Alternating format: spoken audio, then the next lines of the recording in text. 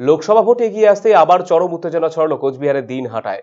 মঙ্গলবার বিজেপির কর্মসূচির মাঝেই বোমাবাজি এবং গাড়ি ভাঙচুরের অভিযোগ উঠল কোচবিহার জেলা দিনহাটা 2 নম্বর ব্লকের নাজিরহাটে।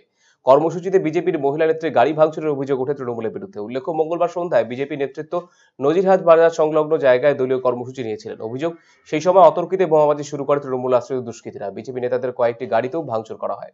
খবর পেয়ে ঘটনাস্থলে উপস্থিত হয় সাহেবগঞ্জ থানা পুলিশ। পরিস্থিতি নিয়ন্ত্রণে রাখতে পুলিশ লাঠিচার্জ করে, যদিও বিজেপি নানা অভিযোগ অস্বীকার করছে তৃণমূল নেতৃত্ব।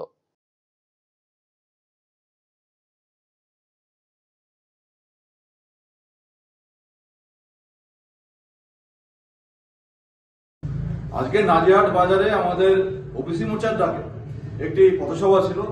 আর পথসভা চলাকালীন সেখানে আমাদের কেন্দ্রীয় নেতৃত্ব মাহফুজা খাতুন তিনি বক্তব্য রাখছিলেন।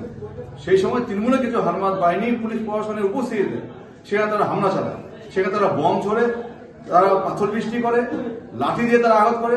প্রচুর কর্মী আমাদের সেখানে আহত হয়েছে, কয়েকটি বাইক ভাঙচুর হয়েছে এবং মাহফুজাতি যে গাড়িটি করে গিয়েছিলেন বোলারো গাড়ি, সেই গাড়িও তারা ভাঙচুর করেছে। তিন অভিযোগ, এটা বিজেপির আদি এবং নব্য গোষ্ঠীর লড়াই। আর নিশীথ প্রামাণিক, অজয় রায়ের গ্রুপের সঙ্গে পুরনো যারা বিজেপি নেতৃত্ব কর্মী তাদের মধ্যে লড়াই। এই লড়াইয়ের ফলশ্রুতিতে তারা নিজেরাই নিজেদের গাড়ির উপর আক্রমণ করেছে। তৃণমূল কংগ্রেসের কেউ এই ঘটনার সঙ্গে জড়িত নয়। আমরা সমস্তটা খোঁজ নিয়েছি, পুলিশ তদন্ত করছে, বাকি বিষয়টা পরিষ্কার হবে।